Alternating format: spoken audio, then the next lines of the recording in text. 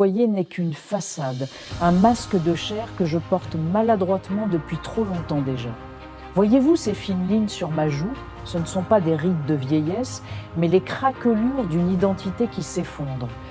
Gabriel Moreau, c'est le nom écrit sur cette carte. Un nom solide pour un homme qui n'existe plus ou qui n'a jamais été. Je marche dans les couloirs de ce bureau, saluant des collègues dont j'ai appris les noms par cœur, simulant une normalité de plus en plus lourde. Je leur souris, mais derrière mes dents, je sens le vide hurler.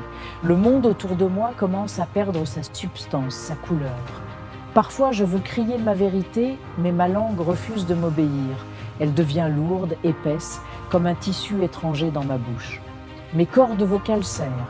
Le son qui en sort n'est qu'un craquement sec, le bruit d'un bois mort que l'on brise en hiver. J'ai essayé d'écrire mon nom pour m'en souvenir, Gabriel. Mais l'encre ne veut pas rester figée sur le papier, elle se révolte. Les lettres se transforment en insectes noirs, fuyant la feuille qui se déchire sous ma plume. Rien ne peut retenir ce qui s'échappe. Les médecins parlent de stress, de dissociation. Ils regardent mes fissures avec des yeux vides, ne comprenant pas que je m'évapore littéralement.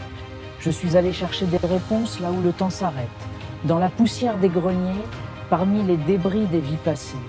Sous une pile de vieux draps, j'ai trouvé ce carnet. Sa couverture en cuir noir semblait battre comme un cœur fatigué sous mes doigts.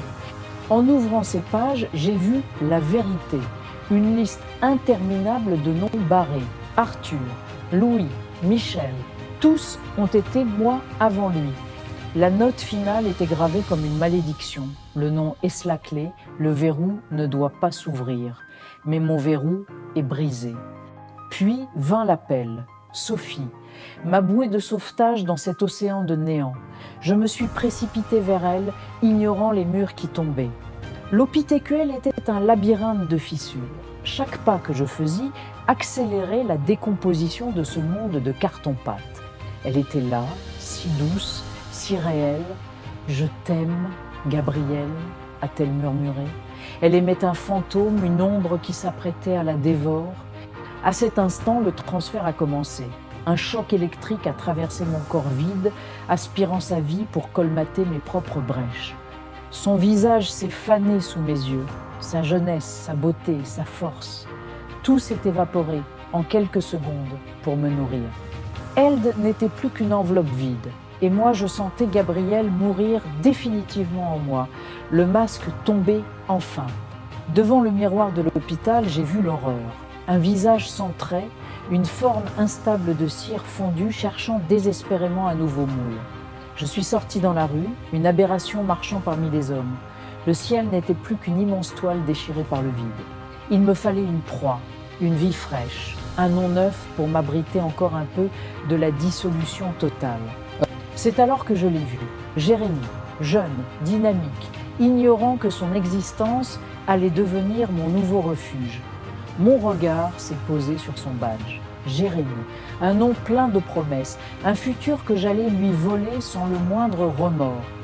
Je suis Jérémie, j'ai hurlé ce nom dans le silence de la rue, brisant le dernier lien avec Gabriel Moreau. Jérémie s'est effondré, sa substance aspirée instantanément par mon cri. Il n'est plus qu'une coquille vide sur le bitume craquelé. Mes traits se sont stabilisés. Ma peau est redevenue lisse, mon visage a adopté la fraîcheur de la jeunesse volée. Je souris maintenant, un sourire serein mais terrifiant. Le monde continue de s'effriter derrière moi, mais pour l'instant je suis vivant. Combien de temps avant que Jérémie commence à craqueler à son tour, peu importe, je trouverai un autre nom.